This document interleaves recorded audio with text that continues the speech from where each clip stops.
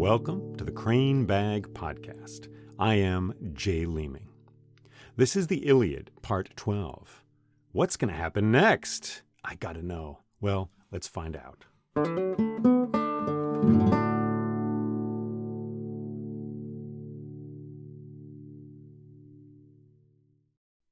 And so Achilles and Hector faced one another. Achilles pulsing with strength, the water dripping off of him from the river. Hector, determined, behind him the great city. And Hector looked into the eye slits of Achilles' helmet, and it was like looking into the heat of a furnace when the door has been left ajar. And then he turned, and he began to run. And he ran away from Achilles, and away from the Scaean gates, along the wall of Troy. And Achilles followed, swift-footed Achilles. And Hector, hoping to tire him out, ran past the fig tree beside the wall, ran past the springs where in times of peace the women came to wash the clothes of their family. And the two of them ran past the rocky place where there was a secret entrance known only to the Amazons and the Trojans themselves. And the two of them ran past the corral built up against the wall of Troy, the corral where Hector had often ridden the beautiful horses of that city. And they ran past the stadium where once Paris had come and been welcomed. And they ran past the part of the wall where the claw marks of the sea dragon were still scoured into the stones. So they ran once around that city, and they kept going. And Achilles could not catch Hector, and Hector could not run away. The two of them caught in that pattern. And a second time they ran around that city, the dust from their feet rising into the air. And Priam and Hecuba and Helen and all the others of Troy stood on the wall looking down at the two of them, racing around that city. And for a third time, the two of them ran around the city of Troy, as if Hector were casting a spell, and by circling that city 3 times, he might protect it from the anger and the strength of Achilles. And when they came to the Scaean gate for the 3rd time, Hector stopped running. And the two of them faced one another, each of them holding a spear in his hand. And Achilles said, "Hector, you have taken love from this world. You have killed Patroclus, my love. And so this day I will take your life. I will send you down to the house of death." And Hector said, "Achilles, I am of Troy. This is my home. You have come rampaging across the sea to destroy the good lives we have. Your greed and hunger for fame are not the way of the world, and so prepare to die." And then Achilles gave a great cry, and he hurled his spear through the air, and it went straight for Hector faster than any spear he had faced before. But Hector was still faster, and the spear went ringing through the air above his head and landed uselessly in the sand. And Hector did not cry out, but in the split second that he had, he aimed carefully, and he hurled his spear at Achilles. And that spear came so quick and so fast that Achilles had no time to duck or to dodge away. He could only fling up his shield between him and the spear struck it ringing. But the work of Hephaestus was strong, and the spear was knocked uselessly away and fell down to the sand. And then Hector cried out in anguish to see his good shot foiled by the work of Hephaestus. And in that moment Achilles felt the breath of a goddess in his right ear, the breath of Athena herself. And he turned, and for a moment he saw her shining in the air. And she had a spear in her hand, and it was Achilles' spear. She had picked it up from where it had fallen, behind Hector, and she had brought it back to him, and now she thrust it down into the sand, and she vanished. And gloating in his heart, Achilles picked up that spear and held it in his hand. And Hector looked at Achilles, and he saw Achilles' spear brought back impossibly to his hand, a spear that could kill at a distance far greater than any sword. And Hector understood in that moment that the gods had decided his fate, and that on that day he would die.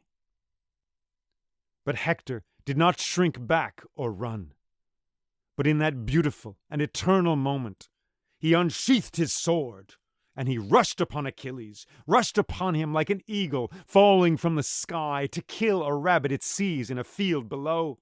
And he ran so fast that for a moment Achilles' confidence was shaken, and he thought that perhaps Hector would in fact reach him before he had time to hurl his spear. But then he hurled that spear, shoom! It went through the air, and it struck Hector right there in the throat. And gagging on blood, he staggered back once, twice, and he fell to the ground. And blood streamed from his body, oozing out into the sand. And Achilles walked to him, and he stood over him, gloating.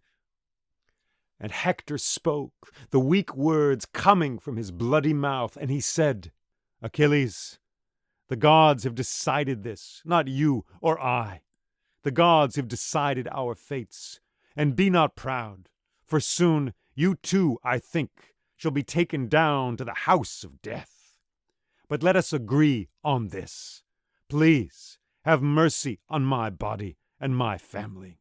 Do not treat my body roughly, leaving it to be the food of dogs and of birds, but instead, please, return it to my family, so that I may be buried with honor, as one who fought not only for his own life, but to protect his family, his friends, and his city."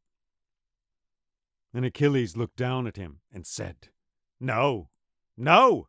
I shall make no such agreement with you. Does the lion make an agreement with the sheep?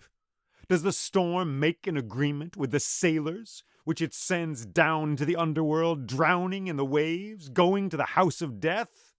No, I shall agree to no such thing.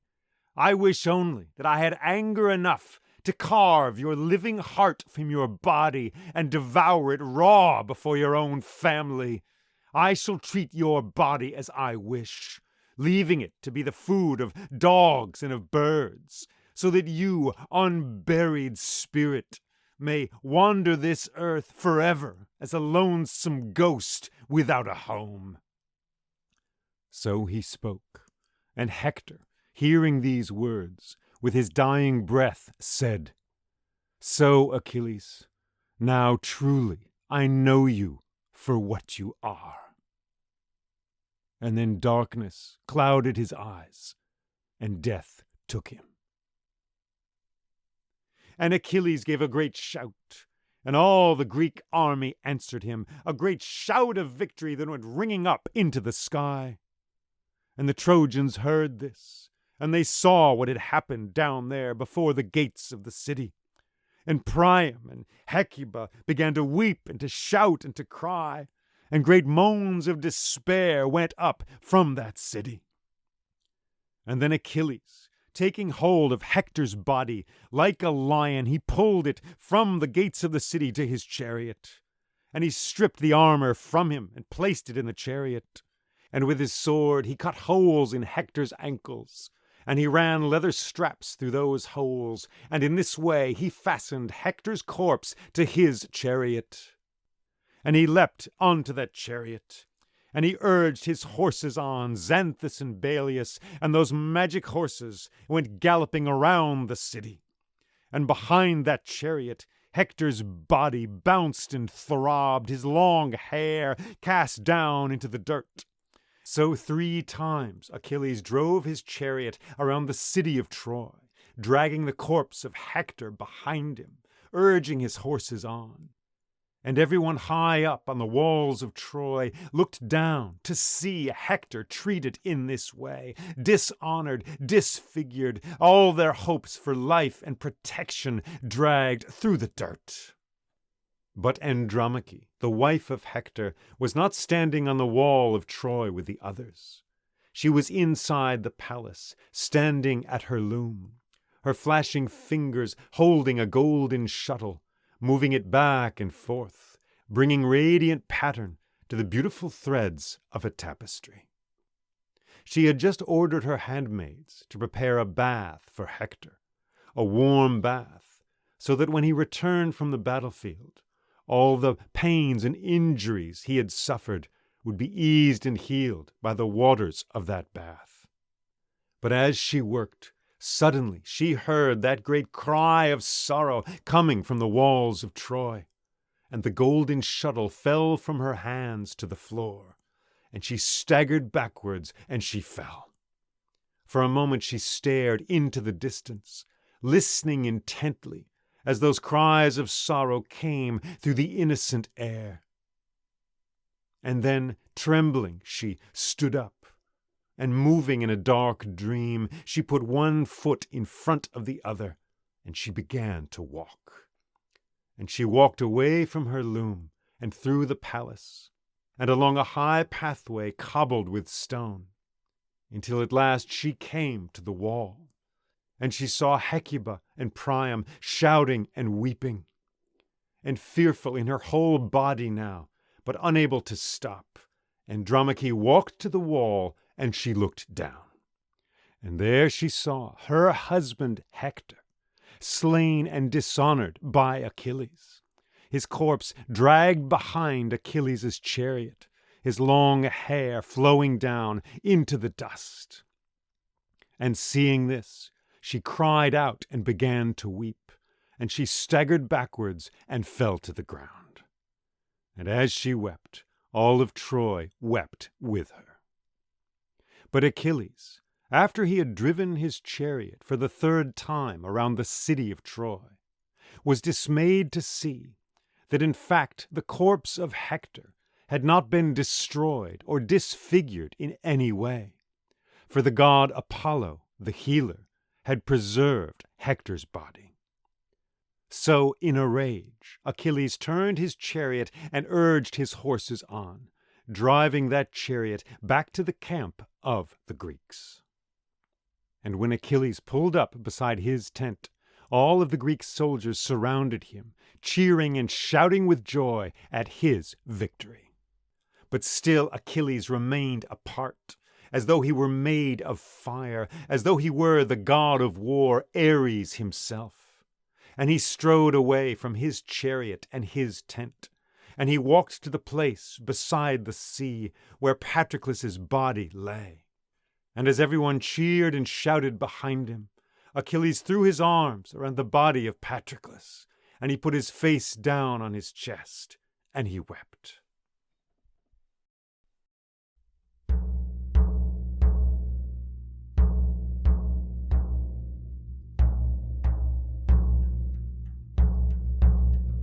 And so, on that day, they honored Patroclus, the son of Menoetius, with songs and with offerings. And they carried him, bloody, mangled by Hector's spear as he was, down to the crashing sea. And they laid him down on a funeral pyre, and all of the Greek soldiers gathered around his body. And every soldier took his sword and cut a long length of his own hair and threw it down onto the body of Patroclus, so that soon it seemed as if he were covered in a garment of hair.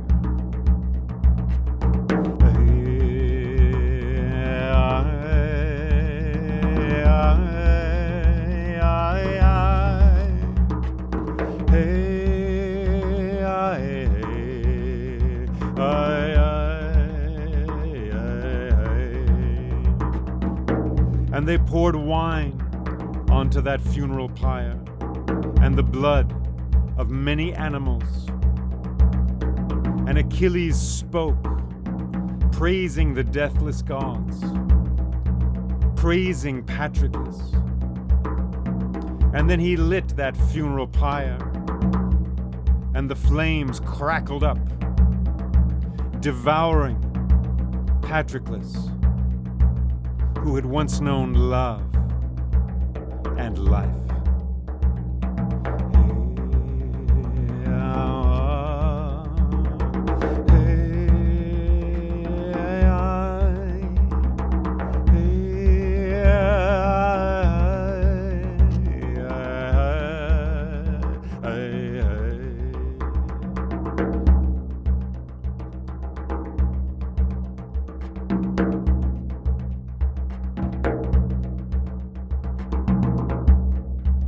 When the sun plunged into the surging sea, by that time there was nothing left but ashes and bones. And they took those bones and they placed them in a golden urn, an urn given to Peleus years ago at his wedding to Thetis, the goddess of the deep sea, an urn passed on to Achilles. But they did not bury that urn in the ground, for Achilles knew that before long his bones would be placed in that urn as well.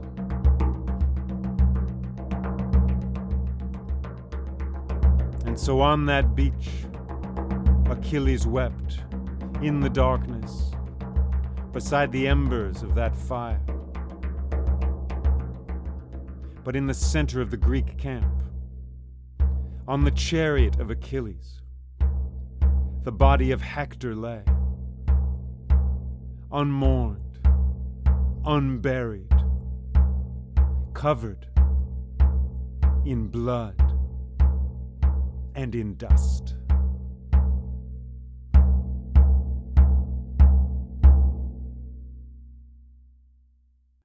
And in the city of Troy there was much sorrow and lamentation. And families gathered in their homes, gathered around their fires, fearful for their lives, now that their great defender Hector had fallen. And many of the women of Troy gathered in the cave beneath the city, where the Palladium, the statue of Athena, which had fallen to earth so many years before, was kept. And they honored Athena with offerings of wine and of blood and of flowers. And they sang songs to her, their twisting, dancing melodies rising up into the candlelit air. And Priam and Hecuba, they held each other weeping, and then staggered away alone to look into the distance, seeing through all things, seeing only a world of shadow and of darkness.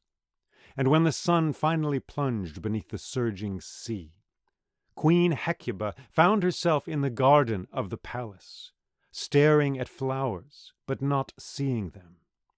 And as darkness flooded the world, it was as if she awoke, and she thought to herself, "Where is Priam? Where is my husband?" She looked around, startled to find herself in that garden, and then she walked back into the palace and into the throne room. And she asked servants who were there, but no one had seen Priam. So she walked through the hallways, asking. And finally a servant said that he had seen King Priam walking through the palace down to the royal stables, where the horses and wagons were kept. So, worried now, Queen Hecuba walked through the palace and down the stairs, and at last she came to the royal stables. And there was Priam, standing beside a wagon as a stable boy hitched it up to a mule, and servants were loading boxes onto the back of this wagon. And Hecuba said, "My husband, what are you doing?" "I will speak with him," said Priam. "What? With who?" "I will speak to Achilles." the man who has caused us so much sorrow, the man who has killed our boy." "No," said Hecuba. "You can't do that. You can't speak with him. He's a monstrous man. He knows only blood and death." "Then I will speak with the monster," said Priam. "I will kneel at his feet. I will offer him gold and silver. I will beg him to return the body of our dear son Hector to me, so that I might bring Hector back here to Troy, so that he may be buried with honor by his family and his friends." And Hecuba rushed forward and embraced her husband, clutching him, as though by the strength of her arms she could keep him there in the city by her side. "No, my husband," she said, "you can't do this. Stay here in the safety of the city. Do not go out into the dark, where Achilles will simply cut you down. Remain here, sleep the night here in Troy, and perhaps tomorrow the gods will show us a better path." "I will go," said Priam, "for that is what my heart bids me to do. And if Achilles cuts me down, perhaps I will at least get to glimpse the body of our dear son Hector one last time before I die." And with these words Priam stepped up into the chariot and ordered the stable boys to open the doors. And the doors were flung open, and the mule, the wagon, and Priam rattled out into the night. "Priam!" Hecuba cried. "Priam!" And then she took a step forward and stood in the doorway of the stable, as the sound of the mule's hooves on the stones rang out and then dwindled away into the darkness.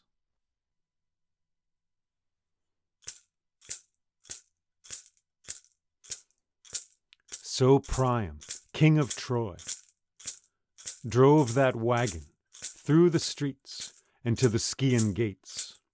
And he ordered those gates opened, and they swung open, and he urged that mule out into the darkness. And then those gates were shut, leaving Priam outside the city alone.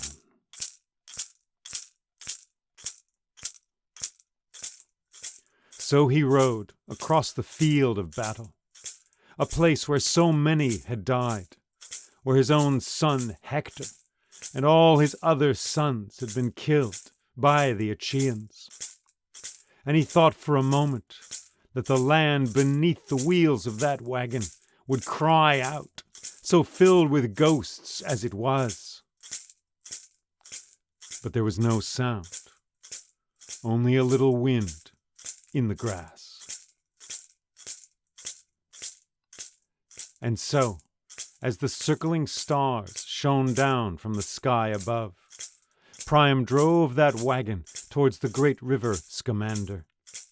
He drove it towards the shallowest place, where once in times of peace there had been a bridge, though this bridge had been burned long ago, so that now there were only a few broken and burned timbers on the shore.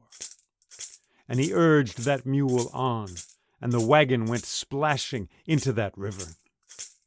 But halfway across the river, Priam looked, and on the other shore he saw a tree, and beside that tree there was a man standing. He stepped out from that tree without fear, and for a moment Priam wondered if it was a soldier who had cut him down with an arrow or a spear, and for a moment he thought of turning the wagon around and racing away. But the man stepped right in front of the path of the wagon, and as Priam looked, he caught a glimmer of gold around the man's hair and around his feet, and so he brought the wagon to a stop. And the man said, "Greetings, Priam. Greetings, King of Troy. I am Hermes, the guide of souls. I have come from Olympus, for the gods are pleased with your actions. They are pleased with the courage of your heart. And so I have come to guide you through the night to the tent of Achilles." And so Hermes stepped up onto that wagon, and gratefully Priam surrendered the reins to him. And Hermes urged that mule onward, and away they went into the dark. And Hermes drove that wagon along unseen, secret paths, paths that were neither of the darkness or of the light, neither of the Trojans or of the Achaeans, neither of the night or of the day. He drove that wagon along the edges of things, and soon he brought it up beside the tent of Achilles. And Hermes and Priam stepped down from the wagon, and Hermes waited beside it as Priam walked towards the tent of Achilles. Without hesitation, he walked straight towards it, and he went through the door, unseen by the guards. And inside, all was candlelight and shining bowls of gold and of silver. And there was Achilles himself, sitting in a beautiful carved wooden chair. And beside him was a small table, and on this table there was a plate, covered in breadcrumbs and a few bones, for he had just eaten, and there was a goblet half filled with wine. And Achilles looked in surprise at Priam, astounded that this man was actually there in his tent, the king of Troy, who had sent so many warriors against the Achaeans. And then Priam knelt down before Achilles and clasped his knees, and he reached out and he took hold of Achilles' hands, his terrible, man-slaying hands, and he kissed them, and he said, "Achilles, remember your father Peleus, who perhaps even now sits in his kingdom far away, longing for you. Achilles, I have come, bringing gold and silver past counting, bringing my sorrows which I cannot escape. I have come to beg you to return to me the body of my dear son Hector, who died defending his family and the city he loved. Achilles, I have had to endure so much. Please, grant me this." And Achilles looked at Priam, and remembering his own father, began to weep. And he wept for Peleus, and he wept for Patroclus, gone down to the house of death. And Priam wept for Hector, and for his city, and for all his sons and his daughters. So their two sorrows became a single sorrow, and the two of them wept together in that tent for a long time. And after some time Achilles said, "Priam, old king, I will grant your request. I will give to you the body of your son Hector, so that he may be buried with honor by the people of Troy." And Achilles stood up and gave an order, and several of the Myrmidons went outside, and they took Hector's body, still unblemished, still undecayed, thanks to the healing arts of the god Apollo. And they carried Hector's body to the wagon which Priam had driven through the night, and they laid Hector down in the bed of that wagon. And inside the tent Achilles said, "Priam, old king, let us eat together. Let us eat, for the gifts of this earth are still a delight, despite our many cares." So a servant brought a chair for Priam, and he sat down. And then another servant brought bread and wine and roast meat for the two of them to share. And then Achilles and Priam poured out offerings to the deathless gods, that they too might be welcomed to that feast, that they too might be nourished and fed. So the two of them ate together in silence, though there came a moment when the two of them paused and looked at each other, and each of them saw the beauty of the other. Achilles, young and strong; Priam, worn down by years and by trouble, but still beautiful, his wrinkled face, his shining eyes. And then the moment passed, and they went on eating as before. And when they had finished eating, Priam said, Achilles, now show me to my bed, for sleep too brings relief from sorrow. And Achilles called to his servants, and they prepared a bed for Priam at the far end of the tent, and laid down soft fleeces upon it. And then Achilles said, Priam, old king, tell me, how many days do you need to mourn your son Hector? And Priam said, 12 days, 9 days to mourn him, and then on the 10th day we will make a funeral for him and burn his body on a pyre. And on the 11th day we will feast, and on the 12th we will fight, if fight we must. So shall it be, said Achilles, for I will hold the army back for 12 days in answer to your wish. And then he reached out and took hold of Priam's right hand and clasped it to ease the fears in his heart. And then he led Priam to his bed at the far end of the tent, and Priam lay down on that bed and closed his eyes and slept. And Achilles walked to the other end of the tent, and he lay down on a bed and slept in the arms of Briseis of the long, beautiful hair. So the two of them slept in the same tent, Priam, the king of Troy, and Achilles, the slayer of men, as outside in the darkness the waves crashed and whispered and rippled away. But after some time, out of that darkness, Priam heard a voice. Priam, the voice whispered. Priam, awake! It is I, Hermes. Look where you are. Consider the army around you. Consider the violence of this man, Achilles. You cannot stay here. To remain in this tent is to die. Now, before dawn comes, let us slip away. Let us return to Troy. And hearing these words, Priam sat straight up in bed, his heart racing. And then, carefully, he crept across that tent into the door and out into the night. And there, outside, he saw the wagon, and Hermes was sitting in that wagon with the reins in his hands. And Priam climbed up into that wagon, and Hermes urged that mule on, and away they went.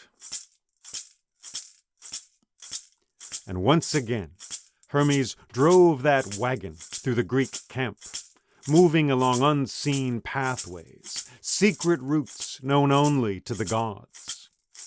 He drove that wagon along the edges of things, so that soon they left the Greek camp and rode across the Trojan plain. And soon they came to the great river Scamander. And there Hermes stopped the wagon and said, Priam, old king, I must leave you now. Farewell. And he stepped up into the air and was gone. Priam marveled at this. And then he looked around, amazed that he was there at all, in the center of the Trojan plain, in the center of that battlefield where so many had died. Beside him the river was flowing. He looked into its water, and he saw blue light. And then he looked up, and he realized that the sky was turning blue. Soon the sun would rise. Stars were disappearing above his head. And then far off, a rooster crowed. So Priam took the reins in his hands, and he urged that mule on. And they went splashing across that river, the waves rippling and crashing around the wheels of the wagon. And then they came up onto the other side. And far away, in the heights of Troy, in a garden, Cassandra, the daughter of King Priam and Queen Hecuba, was standing amid many flowers. And as she stood there, she heard music, music that no one else could hear. It was familiar to her. It was a melody she recognized. It seemed she could tell exactly which notes were coming next. And hearing this music, she began to follow it, away from the dewy flowers and leaves of that garden, and out into the streets of Troy. And she walked, hearing this music, all the way to the wall of the city itself. And then she looked down, and as the sun crested the edge of the sea and flooded the world with its light, she saw King Priam, her father, driving a wagon from the river Scamander towards Troy, with the body of Hector in the back of the wagon. And seeing this, she let out a shrill cry, and she shouted, people of Troy, look! King Priam is returning to our city with the body of Hector. O joyous and terrible day! And the great Scaean gates were opened, and Priam drove that wagon into his city. And all the people of Troy surrounded that wagon, and grieved over the body of Hector, their dear defender. And then through the crowd came Andromache, Hector's wife. She made her way through the people. She came to his body. She threw herself down onto his chest, and she wept. And then came Andromache, Hector's mother, walking slowly, her face locked. She had a face of stone. She walked slowly through the people, and she came to Hector's body, and slowly she reached out her left hand, trembling, and touched his chest, and then the tears began to spill from her eyes. But then suddenly she turned and looked at Priam, and she burst into tears and embraced him, glad that he had returned alive from the Greek camp. And then King Priam shouted and ordered everyone to the sides of the street, and he drove that wagon up that street and to the palace of Troy. And the people carried Hector's body into that palace, and they laid him down on a table in the throne room.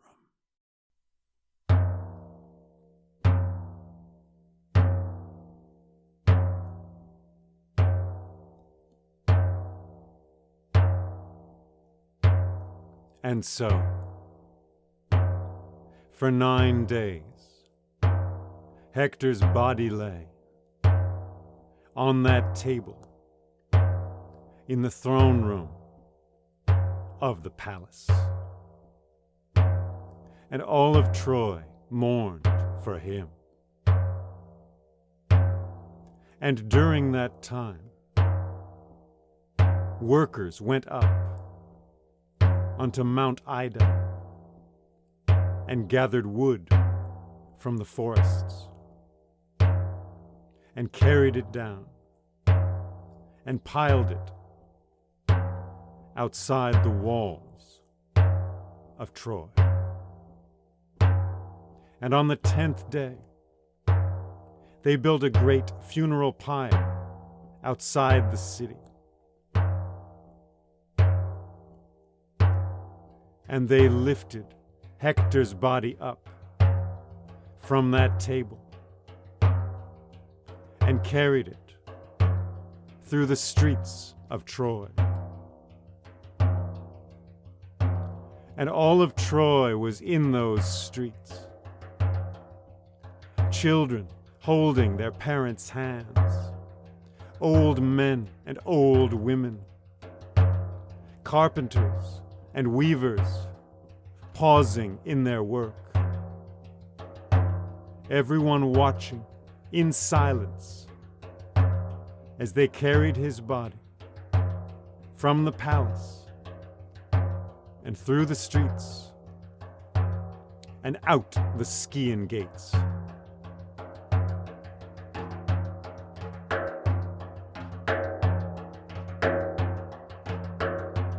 And they laid his body down on the funeral pyre. And Priam spoke and said, "O my son, O my dear son, you have gone, grieving down to the underworld, and all our hopes go with you. O my son of the kind heart and the sharp spear, O Hector, breaker of horses."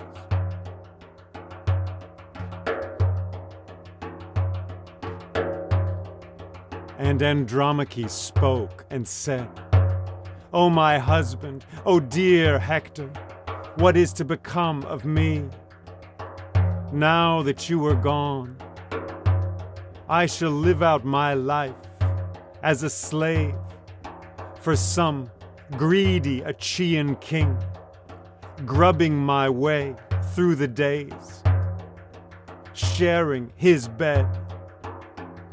And our son, Astyanax, he too will live as a slave. Or perhaps an Achaean soldier will cast him from the city walls, a soldier angry in his heart because you, Hector, killed his brother or his father or his son. Oh, Hector.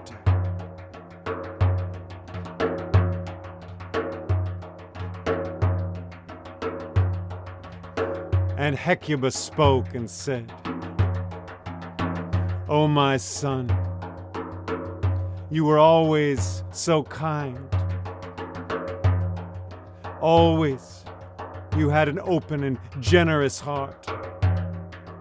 And now that you are gone, this city enters the fire, for we have no protector like you. And she wept, and her tears fell down into the earth.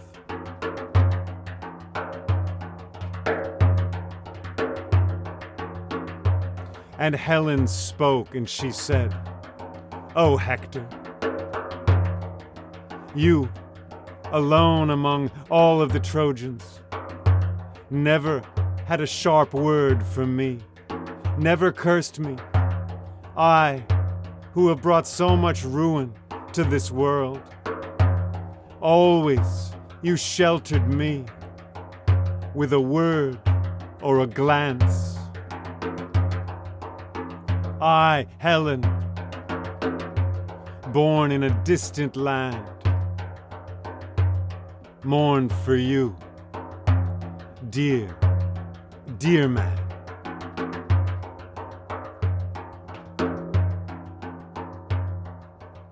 And then Priam took a torch, and he cast it into the pyre, and the flames crackled up,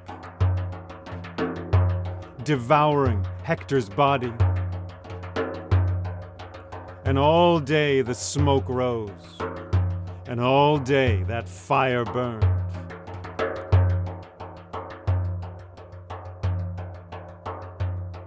And then, when the sun was nearing the horizon,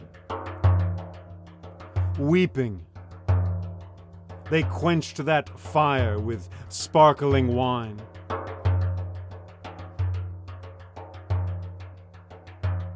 And pulled his bones from the ashes,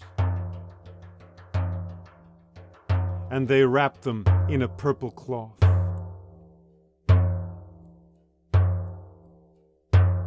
And they placed that purple cloth in a golden chest. And they dug a hole in the earth. And they lowered that chest down into the hole. And they shoveled dirt on top of that golden chest. And when that hole was filled, they placed stones over it. And as the sun went down, all the people of Troy stood around those stones and wept.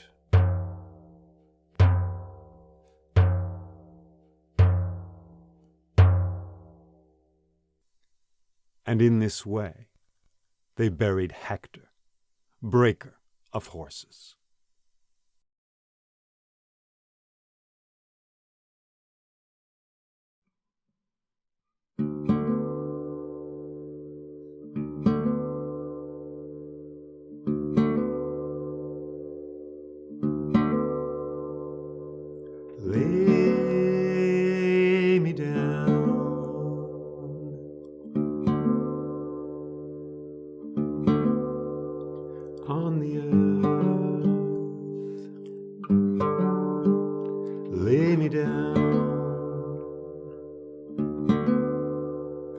I wait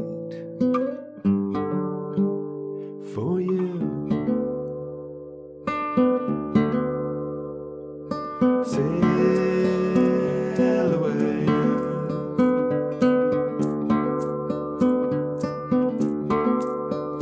on the water. Sail away. I wait for you.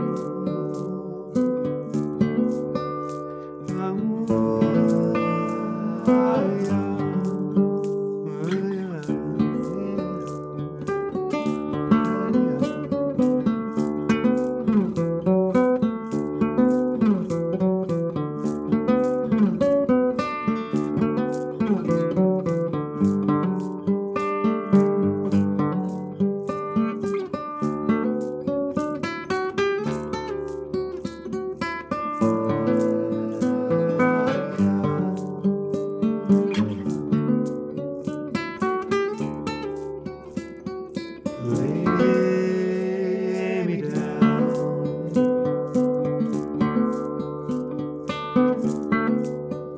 on the earth.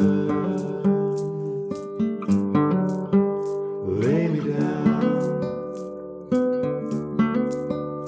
I wait for you. I wait for you.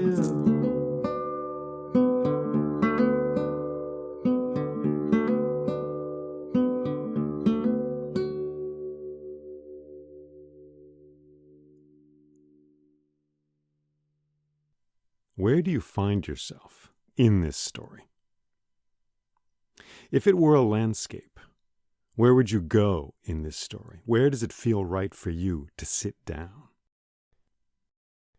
If you were water, where would you flow? To what image would you go to in this story? This story is yours now. It's kind of a wealthy thing to have heard a story. You can return to it anytime you want to. You can go back to it. And you might consider who you are in this story. Are you Andromache, weeping beside her husband Hector? Are you Achilles, filled with rage and anger, running towards the city of Troy, facing Hector? Are you Priam, going out into the darkness, courageously out into the darkness? Well, those are all pretty harsh places to be. But this is not a story about angels. What would that be like? A story about paradise, where everything is completely beautiful and everyone is kind and generous at all times. I'd like to know. I'd like to hear a story like that, perhaps. But this is something different, and it's filled with crimes and with trouble. And some would say, why should we listen to a story like this? Why should we pay attention to it? Oh, boy, well, because it's beautiful, that's my answer. But we could also say because it's filled with trouble, as our lives are filled with trouble, as the world is. And there is healing in this story. And that healing comes to us, perhaps, most strongly when we have the courage to enter this story and to find ourselves in it, to become one of its characters, to see ourselves in it. Have you been angry? Have you been sad? Have you been filled with grief? Well, if you're human, I think you have. Who hasn't been angry, right? Oh, man, what is it? I don't know. 30 years ago, I'm in an apartment in Minneapolis, yelling at my girlfriend. She's yelling at me. No, that was a moment. Does that moment exist somewhere? like a bubble that never pops in this universe. Maybe it does. So I would invite you to find your way into this story and to feel it. And I think that's where its healing power comes from. Achilles is angry, man, but he's angry because of his sorrow. It begins in sorrow and grief, and it becomes rage. Check that out. Check that transformation out, that little circuit, that little mathematical equation. He is filled with grief because Patroclus, his lover, has been killed. And that grief does not go anywhere else but into his rage and his anger. And it causes more harm. Is that something we see in the world? Well, I think so. Look at the Middle East. Look at America. Look at ourselves. On the one hand, we can look at powerful people who are clever in certain ways and use the sorrow and the grief of certain individuals and turn it into anger and to action just for their own ends. We can look at that and say, wow, that's a pattern that happens. I've seen it happen. In my lifetime, I've seen it happen. But we're not so clean either. And I think, well, perhaps we all know something of that equation. Sorrow and grief become anger and rage. And there's that amazing moment when Hector faces Achilles. These two civilizations facing each other, Troy and the Achaeans from across the sea. And Hector is a family man. He has a wife, he has a child, he is of the city of Troy. He is rooted in that place. It's just fantastic. This is a story written or told in Greek, spoken aloud for thousands of years in the Greek language. Yet, nevertheless, over and over again, it shows the Achaeans, who we would call the Greeks, as violent thugs, pirates, basically, and the Trojans as morally good, upstanding, worthwhile people. For the most part, that's how it looks. I mean, read it yourself and let me know what you think, but that's what I get out of it. And Hector is the paragon of this. He's just upstanding. He does all the right things, and he's a good warrior. It seems like he is a match for Achilles, basically. In combat, it could go either way. But the gods choose one of them. And do they choose the family man, the man defending his home? No, they choose Achilles, who is stylish and a warrior and filled with rage and anger. And Hector realizes this. He is swindled by the gods. Athena takes Achilles' spear and returns it to him, impossibly. And Hector sees this and realizes what has happened. The gods have chosen against him. And does he run? Does he beg? No. He is true to himself and to his heart, and he hurls himself at Achilles. And I'm not a soldier, thankfully. I am not a warrior. But I think we all have moments like that. Moments when fate shows up in our lives. Oh, it's unpopular. Am I saying that? Oh, I guess I'm saying that. We don't like to think that. We like to think we're in charge of our lives. Oh, yeah. We are. In the modern world, yes. In America especially, yes. We're in charge of our fates. We choose our lives.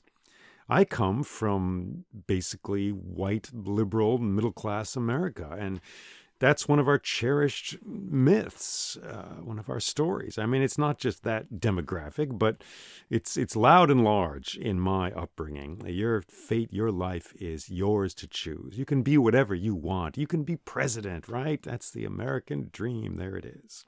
It's a good story. It's a great story. It's beautiful. It's a beautiful story. And we see it around us. Look at musicians, pop stars, rappers, actors. You come to America, you give up your old name, you choose a new name. I'm not Archibald Leach, I'm Cary Grant, and I'm super sexy, stylish actor man, I mean, that's an old example, but yeah, we make a new life.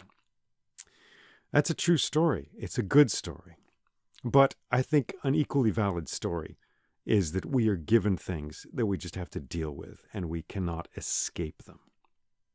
In the general scheme of things, the Odyssey comes after the Iliad, right? I mean, in the story world, it does. It's the story of the returns from Troy.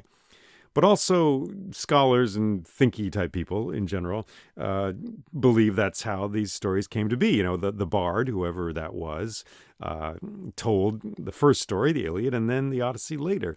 The Iliad feels like a young person's story, the Odyssey like a middle-aged person's story. That's the prevailing wisdom on these two epics. And I would agree with that for the most part. But I'd say that in exploring the Iliad over the past, year and a half, I feel the age and the maturity in the Iliad. And I feel that primarily in the way fate enters the lives of the characters and the way they deal with fate. Because we have this one story that we can choose our fates and our lives and be whoever we want to be. And this other story, this dark brother, this shadow sister story to that one, which is that certain things were decided for you before you were born, and they cannot be changed. You were born where you were born. You have the family you have the country you have this or that medical situation, you have the body you have. That was all decided long before you were born. And, there's also the story that, hey, my soul chose these circumstances in a previous life or in some other world. That's beautiful too, but again, it gets us off the hook. Again, it puts us in the driver's seat. And what I'm saying is that an entirely valid story, which I find over and over again in the Iliad, is the story that there are things that you cannot change, and you must simply respond to them. That's all you can do. And I would guess that folks in the African American communities, folks in this country who are poor, really poor, understand this view of the world in a deeper way than do the rest of us. If you've had to deal with the Department of Social Services, for example, if you've had to deal with bureaucracies that control whether or not you have assistance for heat in the winter, whether or not you get food or housing, well, that will change your view of the world. Talk about being ruled by fickle and unpredictable gods. My strong hunch is that those folks understand this in a deeper way than I do. And here's a little story I've shared with you before on this podcast. It comes from Colombia, the country, not the university, where there was a program which brought books to remote villages in the jungle, and they would send these books out on mules, and then they would come back some months later. But there's one village where a book did not come back. And here's the quote from a librarian from down there. She says, "I know of a single instance in which a book was not returned. We had taken, along with the usual practical titles, a Spanish translation of the Iliad. When the time came to exchange the book, the villagers refused to give it back. We decided to make them a present of it, but asked them why they wished to keep that particular title. They explained that Homer's story reflected their own. It told of a war-torn country in which mad gods mix with men and women who never know exactly what the fighting is about, or when they will be happy, or why they will be killed." Wow. So I find that to be an amazing story. If you're curious, it comes from the book The Iliad and the Odyssey, a biography by Alberto Manguel, Manguel. So I submit to you this idea that there is the story that we can choose our fates, that we can determine the course of our lives and build a life as we wish to build it. But there's also this story that we cannot, that we are governed, ruled by fates, powers we cannot understand, and that perhaps we are most beautiful and most creative and most ourselves in our responses to those forces, to those powers, to those mysterious and dark choices that have been made for us. And this brings to mind another moment in the story, early on, when Paris is in the meadow in the forests of Mount Ida, and the gods come walking towards him across that meadow. And his first urge is to run, to get out of there, because these are gods. They are powerful. If they're coming to visit you, it's not to give you a shiny new present. It is because of some troublesome reason. But he turns and he faces them. He accepts his fate. Now, you could say Paris had no other choice because they were going to blast him or turn him into a frog or something, which is probably true. So perhaps Hector is in the more noble circumstance. But nevertheless, those two moments come to me.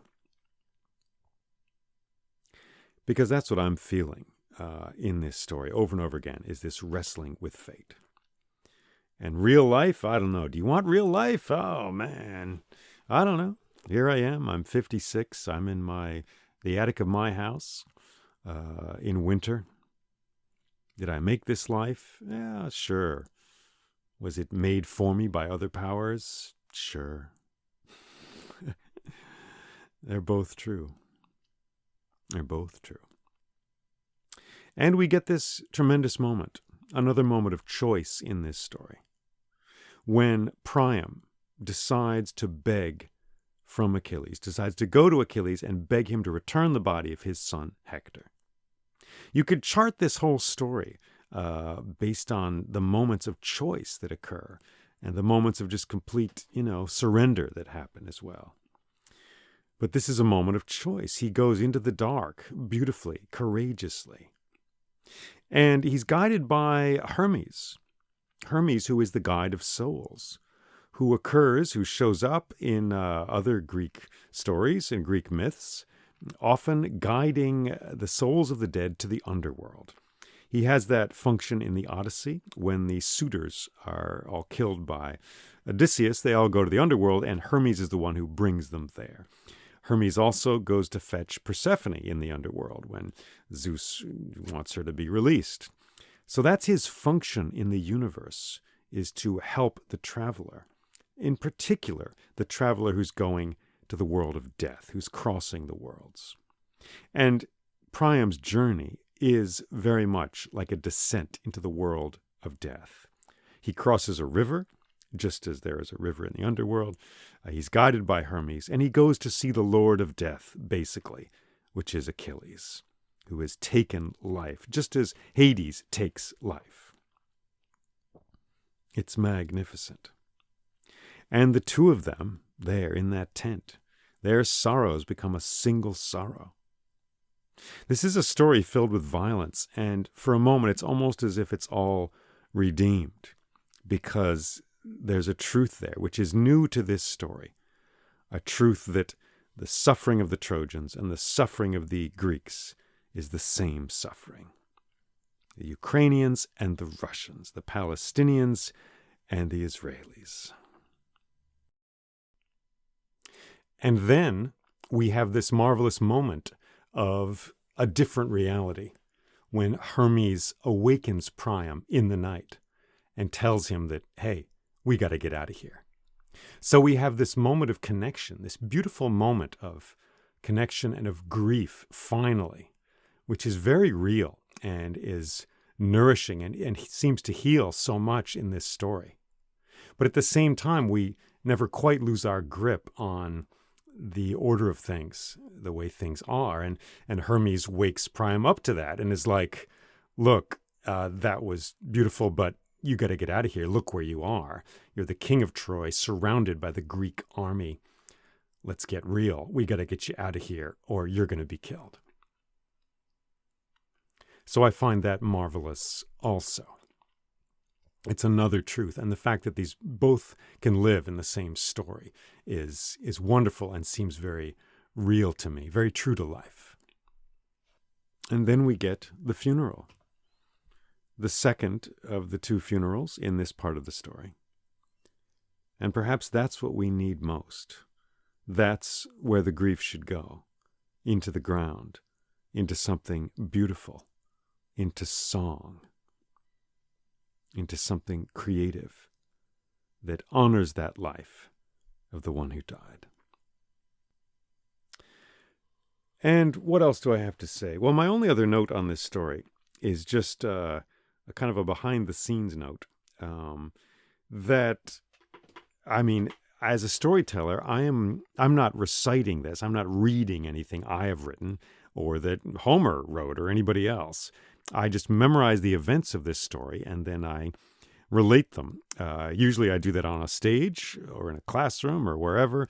But right now I'm doing it to a microphone in my attic. And of course, just like as in music, I do numerous takes. I try to get the best take of a particular scene. But that's what I'm doing. And it teaches me a lot about this story. I recommend it. If you want to really explore this story, I recommend that you tell it to someone in any way you want, in a way hopefully far different from how you've heard it here. You will learn things about this story from telling it that you won't learn from hearing me talk about it or tell it. But all that aside, what I'm getting at here is this amazing scene when Hector is killed by Achilles and his wife and his parents get the news. And I was practicing this story in my attic, and at first I was just like, okay, Hector dies, and then what happens? Well, Andromache, Hecuba, and Priam all see this. They see his body dragged around the city, and they all grieve, and they cry and wail, and etc. That's what I was doing. And then I was like, wait a minute, I think I'm missing something. And I went back and looked at the Homeric version, which we should remember isn't really the original because it kind of has no original story like this. But I looked at it and I was like, wow, Homer, whoever that is, he's good. She's good, man. Homer, of course, we know nothing about. We don't know who that is. Kind of a mythical character. But whoever put this story down, whoever told it in this way, they knew what they were doing. Because I looked and the Homeric version is far better and more complicated. Because, I mean, I just told it, but, Andromache hears the news inside when she's at her loom. It's great. And she's just told her servants to get a bath ready for Hector. There's so much in that moment. Troy is a place of pattern and rhythm and order. It's an ordered world. And the Greeks are coming to smash it and destroy it. So the Trojan world, it's a world where you go to battle and come back and there's a bath for you. Your wife has prepared a bath. It's fantastic. And she is weaving. Now, of course, weaving we see throughout the Greek world and throughout these stories. Everybody does it. Well, okay, all the women seem to do it. Helen weaves in the Odyssey. Lots of characters weave. But Troy is especially known for its weaving. That's clear in the Iliad. It's one of the big good things about Troy. They're really amazing weavers. And so there is Andromache, and she's weaving. She is taking a pattern. She's making pattern. She's taking chaos and making harmony out of it. Now, earlier in this story, we had Helen weaving at a loom.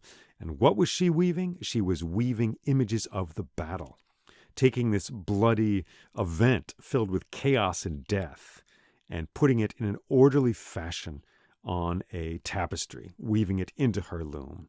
Amazing. And also, these actions are reminiscent of the Fates, the three Fates, who aren't weaving exactly. They're making yarn. They're spinning yarn from wool. And one of them spins the yarn, one of them measures it, and the third one cuts the yarn. And that is how long your life is going to be. Those are the three Fates.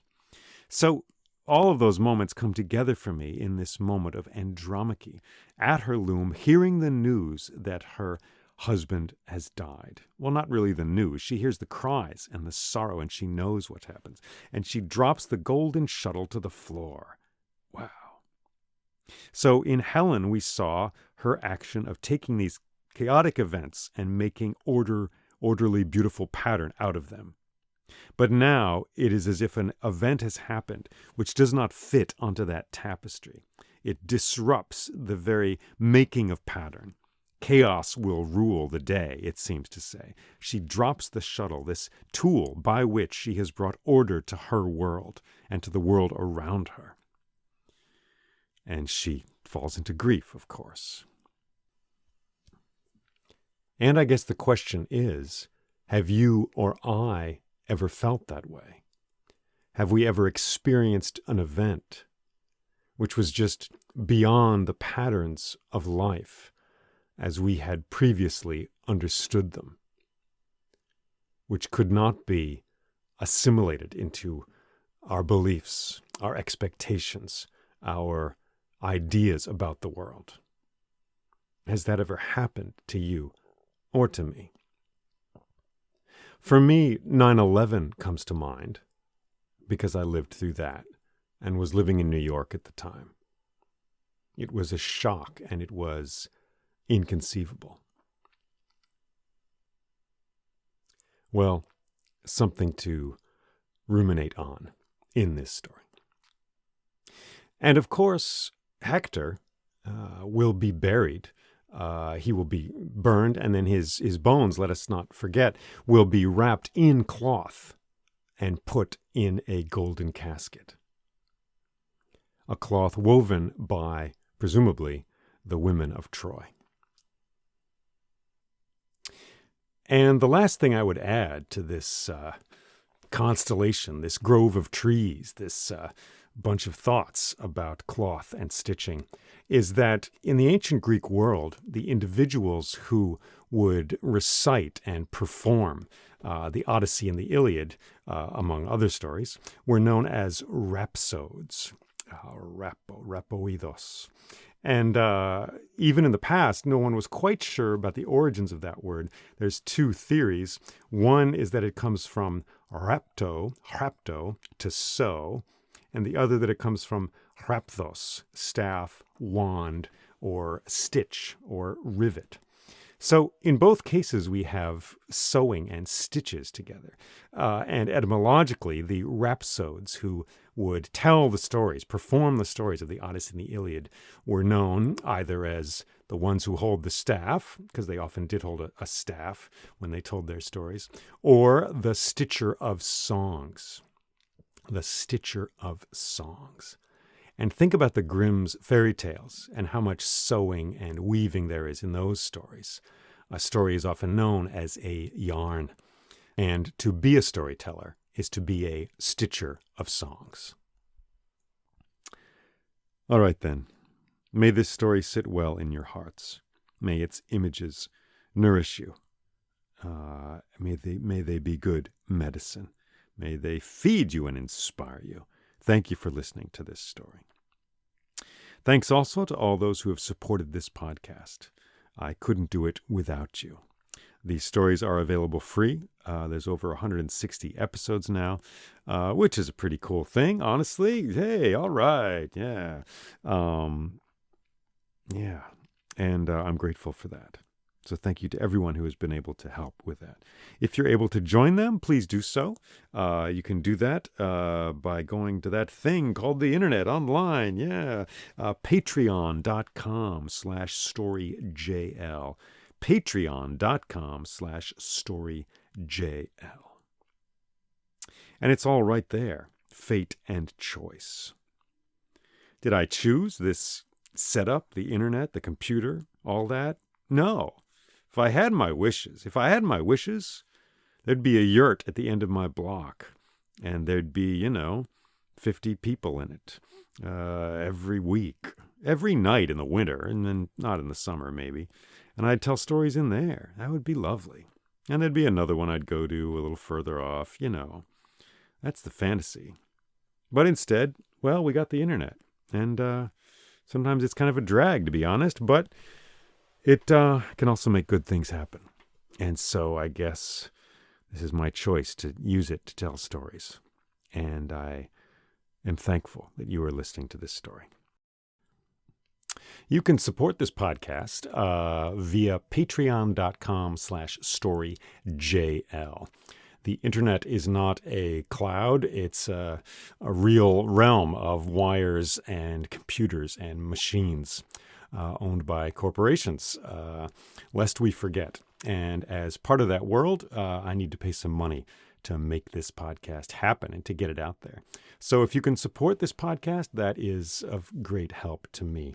Patreon.com/storyjl.